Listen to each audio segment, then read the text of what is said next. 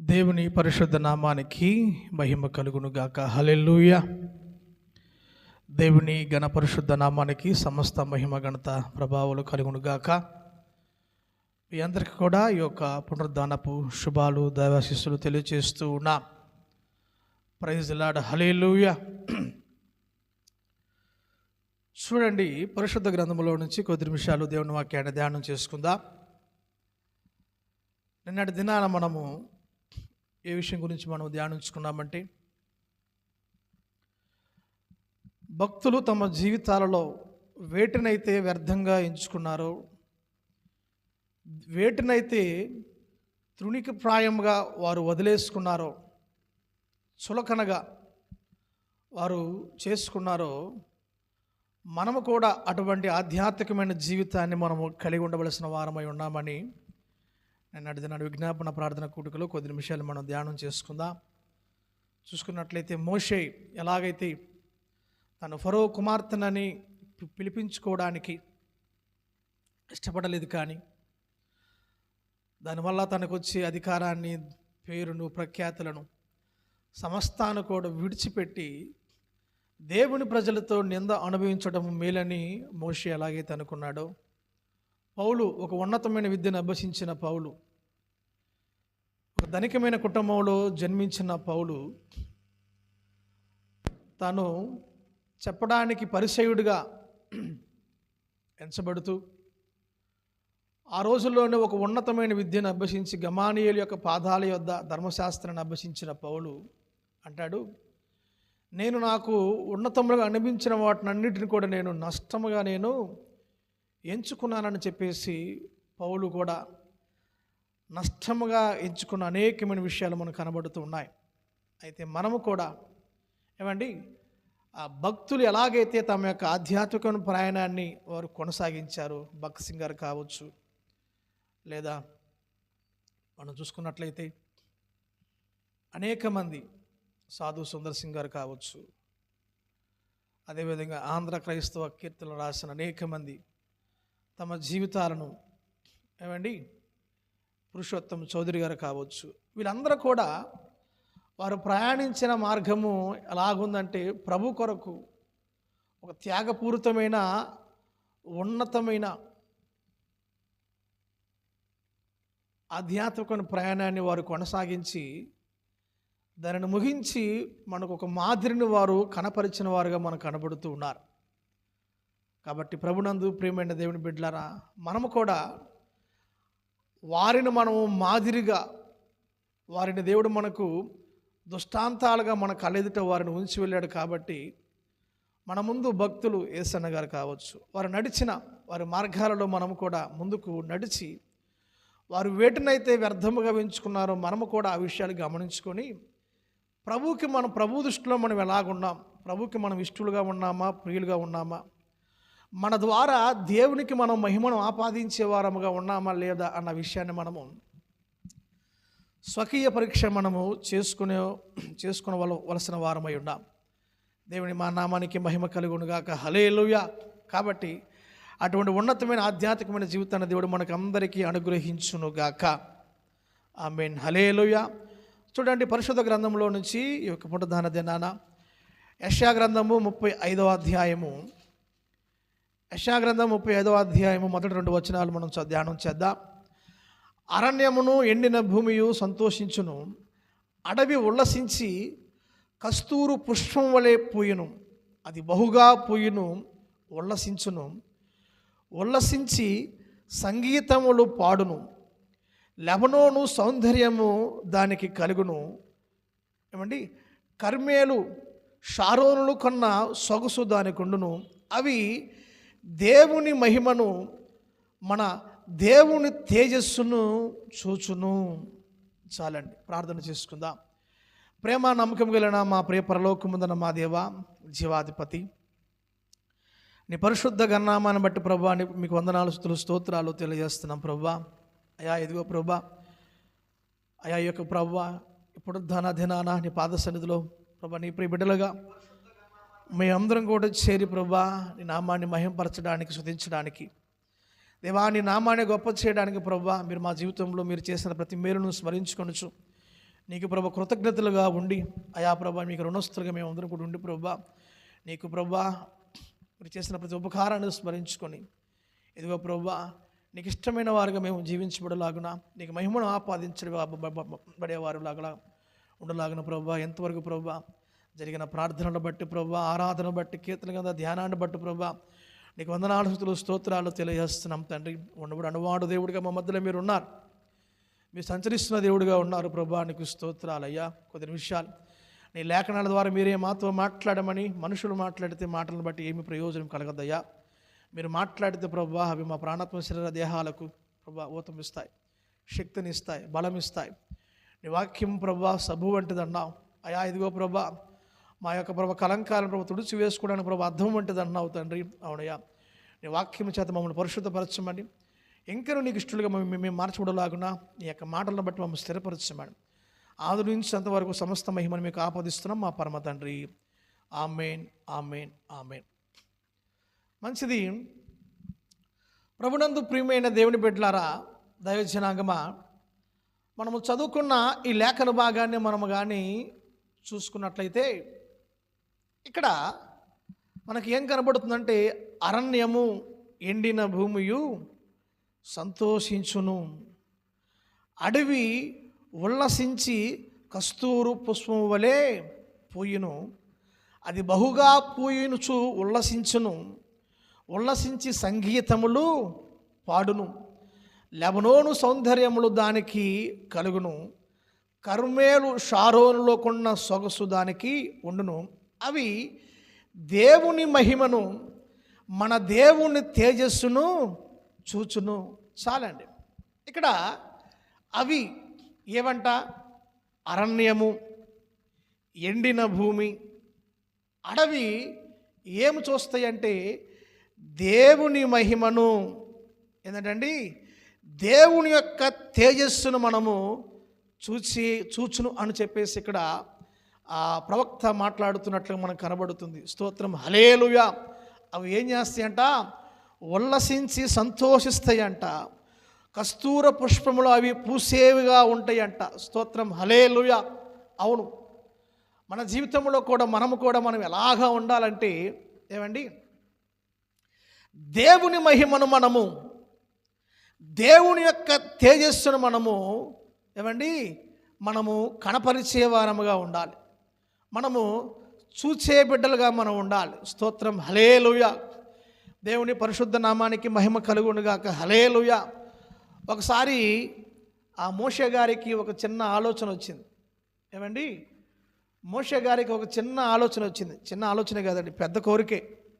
ఏమన్నాడండి? ప్రభువా, అయ్యా నువ్వు నాతో మాట్లాడుతున్నావు కదా, అయ్యా అయితే ఒకసారి నాకు నీ యొక్క మహిమను చూడాలని నాకు ఆశగా ఉందయ్యా అని మోషే దేవుణ్ణి ఒక కోరిక కోరినట్లుగా మనకి నిర్గమాకాండంలో మనకు కనబడుతుంది. అప్పుడు అంటాడేమో దేవుడు, మోషే, ఏ నరుడును నన్ను చూడలేడు, అయితే నీకు ఒక అవకాశం ఇస్తున్నా, ఈ బండ సందులో కానీ నువ్వు కానీ ఉన్నట్లయితే నా యొక్క వెనక భాగాన్ని, నా వీపుని నీవు చూసే కృపను నీకు నేను అనుగ్రహిస్తానని చెప్పి, అది కూడా ఏంటంటే నిన్ను నేను కప్పుతాను. స్తోత్రం, హల్లెలూయా. అట్లాగా మోషే దేవుని యొక్క వెనక పార్శ్వమును అతడు చూచిన వ్యక్తిగా మనకు కనబడుతున్నాడు. ఇంకా సొలొమోను దేవాలయమును కట్టినప్పుడు అంటండి, దేవుని యొక్క మహిమ దేవాలయమును నిండినప్పుడు యాజకులు తమ పని చేయలేక ఏందంట పడిపోయిన వారుగా మనం కనబడుతూ ఉన్నారు. స్తోత్రం, హల్లెలూయా. అంతెందుకు, అరణ్య మార్గంలో, దమస్కు మార్గంలో పౌలు ప్రయాణిస్తున్నాడు, సౌలుగా ఉన్న పౌలు ప్రయాణిస్తూ ఉన్నాడు. అయితే అప్పుడు ఆకాశంలో నుంచి యేసుక్రీస్తు ప్రభులు వారు ప్రత్యక్షమైనప్పుడు ఆ మహిమను, ఆ తేజస్సును, ఆ వెలుగును చూడలేక ఏమైపోయారంట, వారందరూ కూడా పడిపోయినట్లుగా ఏమండి పౌలు యొక్క కళ్ళకు పొరలు వచ్చినట్లుగా మనకు కనబడుతూ ఉంది. స్తోత్రం, హల్లెలూయా. చూడండి, మనము కూడా ఎలాగుండాలంటే దేవుని యొక్క మహిమను, దేవుని యొక్క తేజస్సును మనము కానీ కనపరిచే వ్యక్తులుగా, వాటిని మనము కలిగి ఉండే వ్యక్తులుగా, ఏమండి వాటిని మనం చూడాలని ఒక ఆశ తృష్ణ కలిగిన వ్యక్తులుగా మనం అందరం కూడా ఉండవలసిన వారమై ఉన్నాం. దేవుని నామానికి మహిమ కలుగునుగాక. హల్లెలూయా.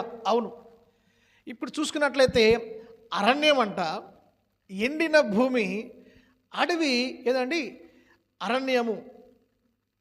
అరణ్యం అంటే అది దేనికి సాదృశ్యంగా మనకు కనబడుతుందంటే, బైబిల్ గ్రంథంలో మనం కానీ చూసుకున్నట్లయితే అనేకమైన విషయాలు అరణ్యం గురించి రాయబడి ఉన్నాయి. ఈ అరణ్యం వల్ల ఏమైనా ఉపయోగం ఉందా?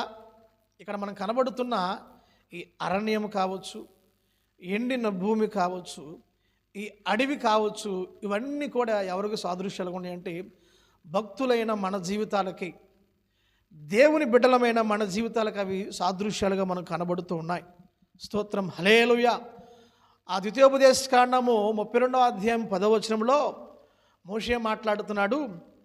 అరణ్య ప్రదేశంలోను భీకర ధ్వని గల పాడైన ఎడారిలోను వానిని కనుగొని ఆవరించి పరామర్శించి తన కనుపాప వలె కాపాడాను. ఎవరి గురించి మాట్లాడుతున్నాడు ఈ మాట మోషే? ఏమండి, ఏంటంట? అరణ్య ప్రదేశములోను భీకర ధ్వని గల పాడైన ఎడారిలోను వానిని కనుగొని ఆవరించి పరామర్శించి కనుపాప వలె వానిని కాపాడానని చెప్పేసి ఇశ్రాయేలు జనాంగానికి, ఇశ్రాయేలు యొక్క ప్రజలకు తమ యొక్క మూల పురుషుడైన తమ తండ్రి అయిన యాకోబును గురించి మోషే వారికి ఇక్కడ ప్రస్తావిస్తున్నట్లుగా మనం కనబడుతూ ఉంది.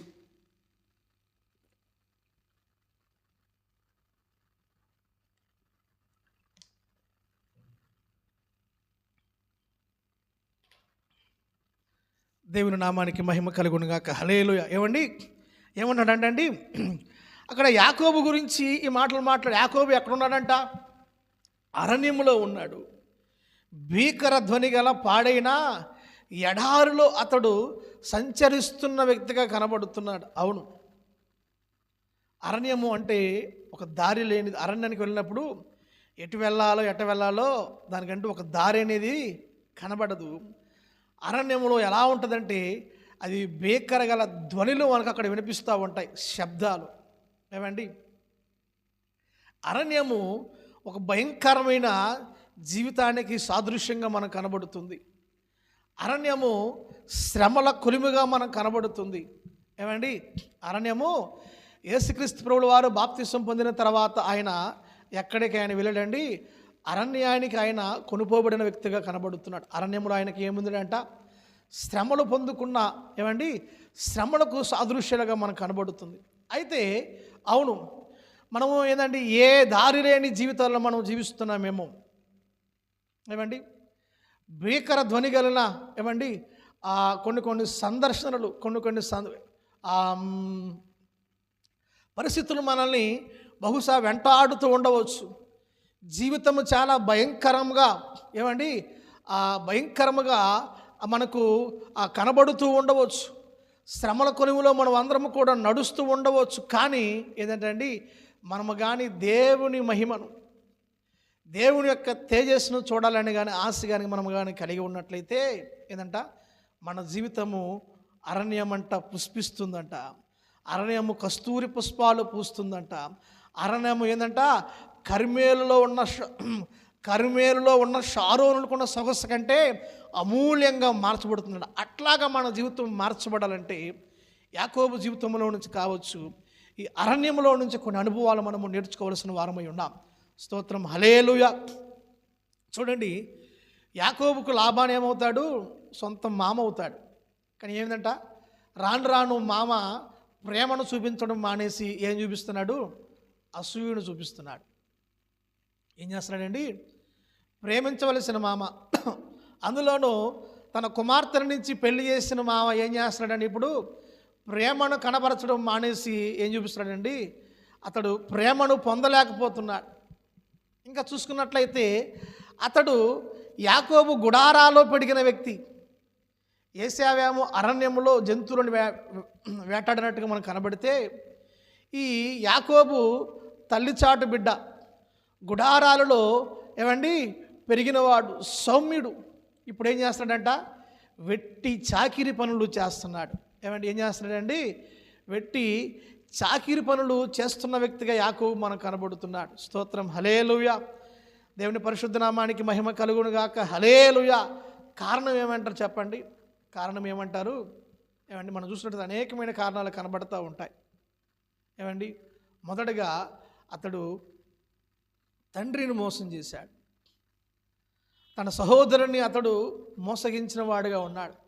అతడు తన పేరు తగినట్టుగా జీవితాన్ని అతడు జీవించిన వాడుగా ఉండి ఇంకా ఏం చేశాడంటే అతడు ఈ అరణ్యంలో ఏదంట అతడు దేవుడికి ఇచ్చిన మాటను అతడు మర్చిపోయిన వాడుగా ఉన్నాడు. కాబట్టి కుమార్తె జీవితం ఏమైపోయిందండి? దేనా జీవితము ఏంటంట భయంకరముగా మార్చబడింది. అది చెప్పడానికి ఏంటంట అది వర్ణించలేనిది. తన కుమార్తె జీవితము చెరిపివేయబడింది, ఒక అవమానకరముగా మార్చబడింది. ఇటువంటి స్థితిగతులన్నిటి ద్వారా ప్రయాణించడానికి గల కారణం ఏంటంటే యాకోబు ఏదంట దేవుడికి ఇచ్చిన మాటను అతడు మర్చిపోయిన వాడుగా ఉన్నాడు. తన యొక్క జీవితాన్ని ఏమంటంట అతడు ఇదిగో ఎక్కడైతే దేవుడు నాకు సహాయం చేశాడో అని ఆ రాతి మీద నూనె పోసి ఏంటంట ఇది నిశ్చయంగా దేవుని మందిరమే, నేను ఖచ్చితంగా దీనిని జ్ఞాపకం చేసుకుంటాను అన్న వ్యక్తి ఏంటంట రాను రాను రాను రాను ఈ జీవన సంబంధమైన ఈ వ్యాపారాల్లో ఏమండి ఈ జీవన సంబంధమైన ఈ వృత్తులు అతడు పడిపోయి దేవుడికి తనకిచ్చిన మాటను అతడు మరిచిపోయినట్లుగా మనకు కనబడుతున్నాడు. కాబట్టి యాకోబు యొక్క జీవితం ఎట్లాగా మార్చబడిందంటే అరణ్యంగా మార్చబడింది. ఏమండి, శ్రమల పాలైన జీవితంగా మార్చబడింది. ఇంట్లో మామ వల్ల ప్రేమ లేదు. ఏమండి, ఎంత చాకిరీ పని చేస్తున్నా కానీ మావేం చేస్తాడండి ఏంటంట తన యొక్క ఆ కూలిని పదే పదే పదే మార్చివేస్తున్నాడు. అట్లాగే మన జీవితంలో కూడా ఒకవేళ నువ్వు ఎంత కష్టపడినా, మనం ఎంత ప్రయాసపడినా, మనం ఎంత ఏందండి మనము ఎన్ని ప్రయత్నాలు చేసినా ఇంకా సుఖముగా సౌఖ్యముగా జీవించాలని, ఇదిగో అందరి చేత అభివృద్ధి పొందిన వారుగా కనబడాలని, పుష్పించిన జీవితాన్ని మనం కనబరచాలని, ఏమండి ఆ లెబనోను యొక్క సౌందర్యం మనం కూడా సౌందర్యముగా ఏమండి ఉన్నతముగా మనం జీవించాలని ఎన్ని ప్రణాళికలు వేసినా, ఏమండి ఎంత యొక్క ఏమండి ప్రణాళికలు మనం రచించినా కానీ ఇంకా మన జీవితంలో మనం ఆశించిన యొక్క అభివృద్ధిని మనం కోరుకున్న యొక్క ఉన్నత స్థితిని మనం పొందలేకపోవడానికి కారణం బహుశా దేవుని మాటను మనం నిర్లక్ష్య పెట్టటమేమో, దేవుని యొక్క మాటను మనము వినలేని యొక్క స్వభావాన్ని మనము కలిగి ఉండటమేమో, మన యొక్క సొంత చిత్తాన్ని మనము నెరవేర్చుకోవడానికి పదే పదే పదే పదే ప్రజలను మోసగించే అదంట ప్రజలను మోసపరిచి మన యొక్క స్వకీయమైన అవసరాలను మనము నెరవేర్చుకున్న ప్రజలుగా బహుశా మనం అందరం కూడా జీవిస్తున్నామేమో. దయచేసి మనల్ని మనము జ్ఞాపకం చేసుకోవాలి. స్తోత్రం, హల్లెలూయా. ఆ విధమైన జీవితాన్ని మనము కానీ జీవించే వారముగా ఉన్నట్లయితే, అటువంటి వారిగా మన ప్రయాణాన్ని కానీ మనము కానీ కొనసాగించే వ్యక్తులుగా మనము కానీ ఉన్నట్లయితే ఏదంట మనము ఏమండి ఈ అరణ్యం అటువంటి మన జీవితము ఎట్లాగా మార్చబడదంటండి పూదోటగా మార్చబడదు.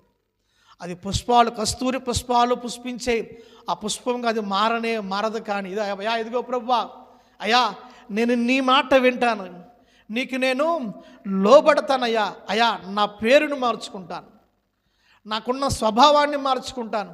ఏంటంట దేవుడు ఏమన్నాడు యాకోబుని, యాకోబు నీ పేరేంటి అన్నప్పుడు ఏమన్నాడంటే నా పేరు యాకోబు అన్నప్పుడు ఇక మించి నీ పేరు యాకోబు కాదు ఇశ్రాయేలే. అవును, అరణ్యం వంటి అనుభవాలను దేవుడు ఎట్లాగో మార్చాడండి. ఏదంట ఆ ఉల్లసించే విధంగా మార్చివేశాడు. స్తోత్రం, హల్లెలూయా. బహుగా పుష్పించి ఉల్లసించే ఒక ఉన్నతమైన అనుభవాన్ని నా దేవుడు యాకోబుకి ఎలాగైతే అనుగ్రహించాడో నీవు కూడా దేవుని మహిమను నువ్వు కనపరచాలంటే, దేవుని యొక్క తేజస్సును మనం కలిగి మనం జీవించాలంటే మనం ఆరాధించే మన దేవుడు అయ్యా ఇదిగో ప్రభువా నా పేరు మార్చుకుంటా. ఏంటంటే నా పేరంటే వెంటనే వెళ్ళి ఆధార్ కార్డులో పేరు మార్చుకోవడం కాదు. ఏంటంటే మనకున్న స్వభావాన్ని, మనకున్న స్వకీయమైన స్వభావాన్ని మనము మార్చుకునే వారముగా ఉండాలి. స్తోత్రం, హల్లెలూయా.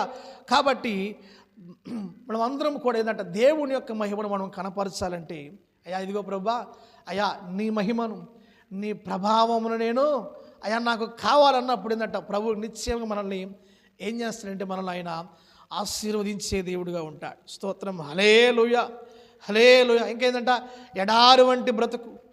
ఏమండి ఇర్మియా గ్రంథం 2వ అధ్యాయం 2వ వచనం మనకు కనబడుతుంది కదా, నీవు వెళ్ళి యెరూషలేము నివాసుల చెవులో ఈ సమాచారం ప్రకటింపము, యెహోవా సెలవిచ్చినదేమనగా నీవు అరణ్యములోను విత్తనములు వేయదగని దేశములోను నన్ను వెంబడించుచు నీ యవ్వన కాలంలో నీవు చూపిన అనురాగమును, నీ వైవాహికమైన ప్రేమను నేను జ్ఞాపకము చేసుకొనుచున్నాను.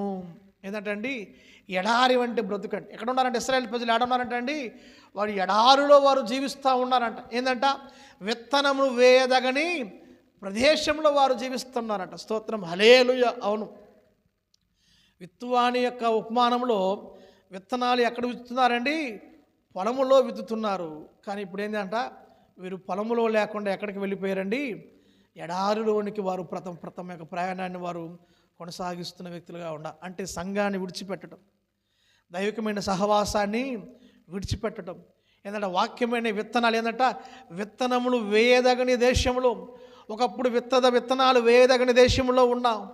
ఒకప్పుడు విత్తనాలు వేస్తే ఏంటంట మలిచి ఏమండి అవి చిగురిచి వృద్ధి పొందే ప్రదేశంలో ఉన్నావు. కానీ ఇప్పుడు మనం ఏం చేస్తున్నామంట, ఏమంటే ఇప్పుడు ఏమైందంట, ఆ విత్తనాలు వేయదగని అంటే దర్శనం లేని ప్రాంతంలో, దేవుని యొక్క మాటను వినలేని యొక్క ఆధ్యాత్మికమైన స్థితిలో బహుశా మనం ఒకవేళ జీవిస్తున్నామేమో.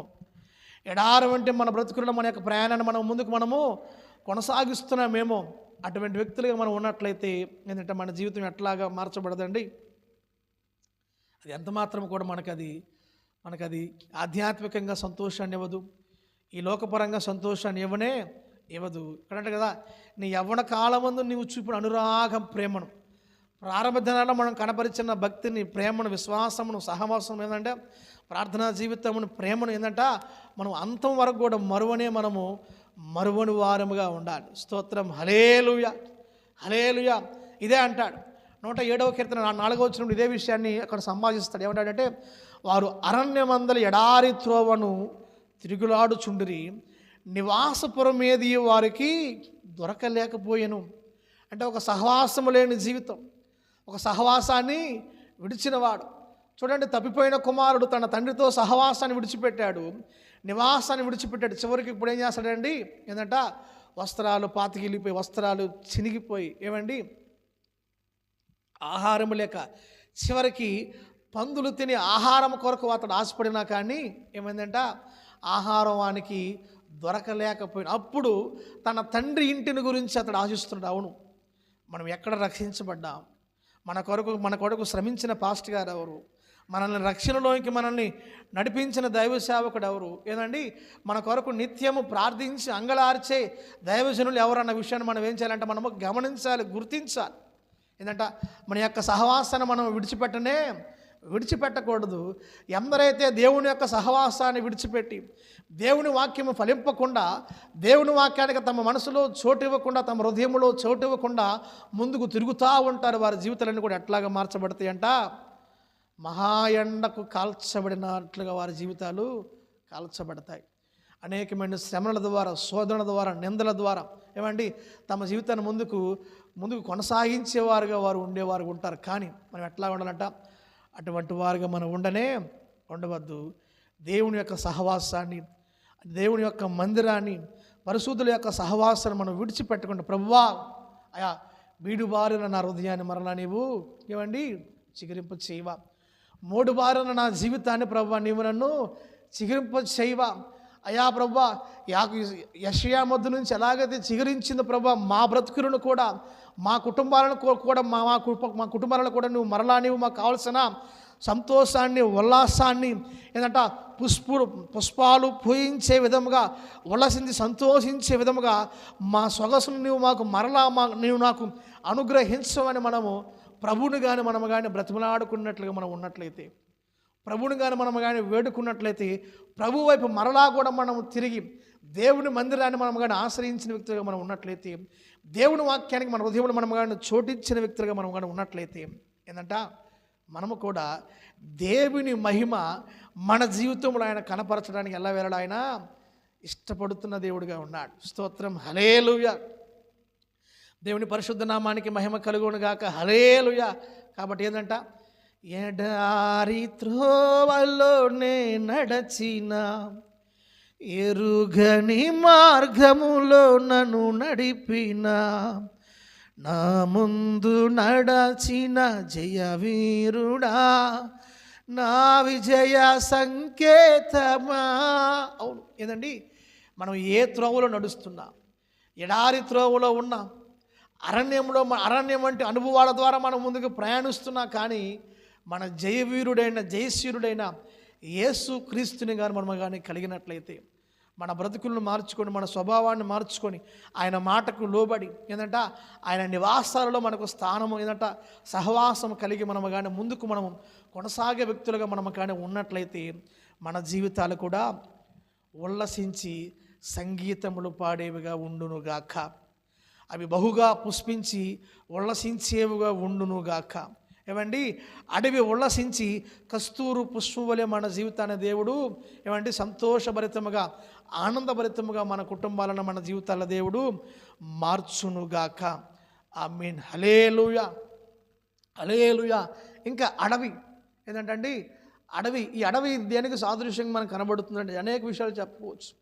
అడవులలో ఏముంటాయంట, క్రూర జంతువులు ఉంటాయి, వన్య ప్రాణులు ఉంటాయి. అవును, ఏమండి, ఈ క్రూర జంతువులు ఎల్లప్పుడూ కూడా ఏంటంట వన్య జీవులను వేటాడాలని ఏంటంట అవి ఎల్లవేళలా కూడా తమ ప్రయాణాన్ని కొనసాగించేవిగా ఉంటాయి. అవును, కొన్ని గృహాల్లో చూసుకున్నట్లు ఏంటంటే అడవిలో వినిపించే క్రూర మృగాల వంటి స్వభావం, ఏమండి, ప్రేమ లేకుండా, ఏమండి, ఒకరితో ఒకరికి సౌఖ్యత లేకుండా, ఇష్టము లేకుండా ఏంటంట ఏదో జీవిస్తున్నామన్న పేరే, ఏదో గృహాలలో ఉంటున్నామన్న ఇదే, కానీ ఏంటంట సమాధానం లేని బ్రతుకులు, సంతోషం లేని జీవితాలు. ఏంటంటే ఎప్పుడు కూడా ఏంటంట ఇళ్ళలో నుంచి ఏమి వినబడాలండి, నీతిమంతుల గృహాలలో ఏమి వినబడతాయని బైబిల్ చెబుతుందంట, రక్షణ సంగీత సునాదములు.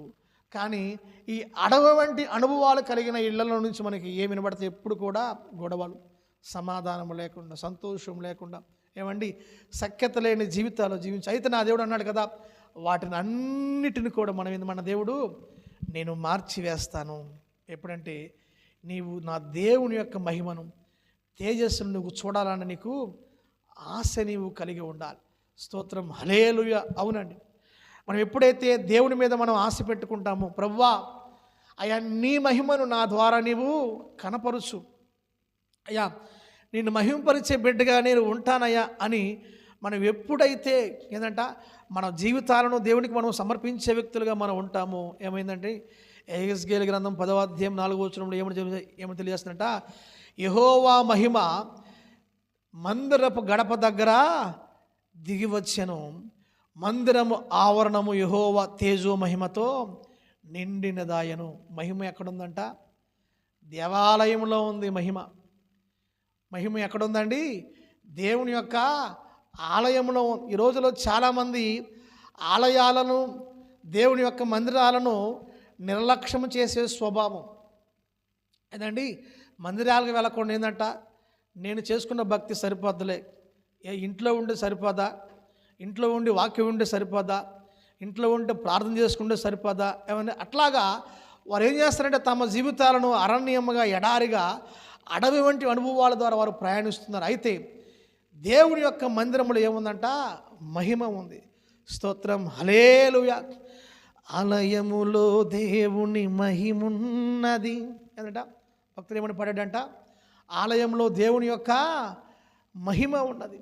అవును, మనం ఎప్పుడైతే దేవుని ఆలయాన్ని మనం ప్రేమించేవారం ఉంటామో, ఆలయంలో మన యొక్క సమయాన్ని మనం వెచ్చించేవారం ఉంటామో, దేవుని సన్నిధిలో దేవుని మహిమ కొరకు, తేజస్సు కొరకు మనం ఏంటంట ఎదురు చూసే వ్యక్తులుగా మనం ఉంటామో, ఏంటంటే అరణ్యము వంటి అనుభవాలను, ఎడారి వంటి అనుభవాలను, అడవి వంటి అనుభవాలను మన దేవుడు నిశ్చయముగా మార్చివేయునుగాక.